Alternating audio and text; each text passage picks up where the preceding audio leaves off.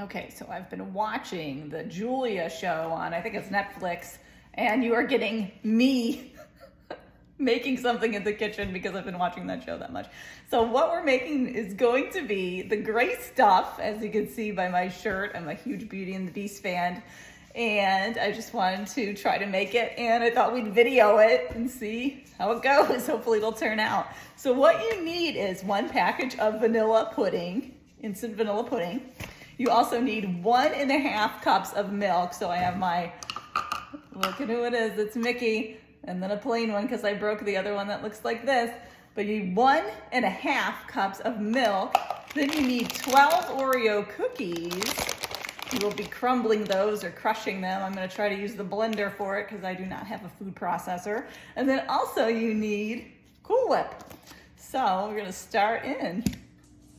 Also, I have a little helper here. This is Belle. She is a 14-year-old Labrador Retriever, and this is going to hopefully not have any dog hair in it, but I wanted to introduce her to you. So I've already opened up the French vanilla instant pudding. I'm going to put the milk in. So there goes the 1/2 cup.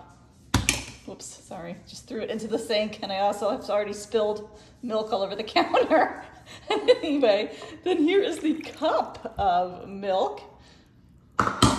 Whoops, and so that I threw into the sink as well, the measuring cup. And now I'm going to stir it. It says whisk until smooth. So when you whisk it, it says until it's smooth, so I'm gonna be whisking this. Here's my whisk. When you're done whisking, it does say to put it in the refrigerator for 15 minutes to let it set up. So I got out the 12 Oreo style cookies, and I have those here. I'm going to put them in this blender to crush them, but I also wanted you to know that my helper has decided that she is going to watch me from the couch, apparently. So that is where she will be. That is her favorite spot. Now, I did find this recipe on Pinterest, so that is where it came from. Just search out the gray stuff, and I'm sure you will find thousands of them on there. But I wanted you to know that's where it came from. So honestly, I never know what to set this on. I normally just press a bunch of buttons to get the stuff to blend. I am going to try chop. I think that should work for this.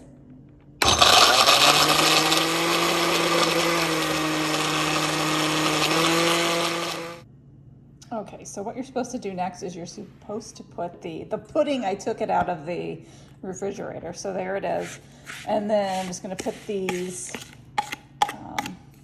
Oreos that are crushed up. Probably should get a bigger spoon. Okay, I'm back with this bigger spoon, so I will get this ready, and then we'll see what it looks like. I'm kind of concerned with the yellow pudding color, but I'm sure it will all blend in perfectly. Okay, so now it's all mixed up, and then you put I wondered how much Cool Whip, but it says you use 8 ounces, which is what this Cool Whip container is. So you gently fold in the Cool Whip into your pudding and cookie crumble. So there is the gray stuff, and I'm going to put it in the fridge. Per the recipe on Pinterest, it says to put it in the fridge for an hour. And while I'm doing that, or waiting for it, I am going to make these Aldi's Chewy Fudge Brownie Mix brownies. And I thought we'd just plop this gray stuff on top and see how it goes. I did try some, and it was pretty good. The recipe also says you can get those little Wilton pearls and decorate it. But I will show you I'm gonna try to put it in a bag, like the recipe says, a gallon freezer bag, and see if I can make it look fancy once these brownies are done. But that is it for now. It actually tastes pretty good. So this would be really nice for maybe a kid's party if you're doing like a Beauty and the Beast theme, or, I mean, I'm just making it for me and the hubs, and it looks like we will have it for quite a while. I do not know how long it lasts, but I would think a week would be enough time to, and then pitch it. But we will see if I can get the brownie to look decent, and then put this stuff on top, this gray stuff. Okay, so I made the brownies. There they are.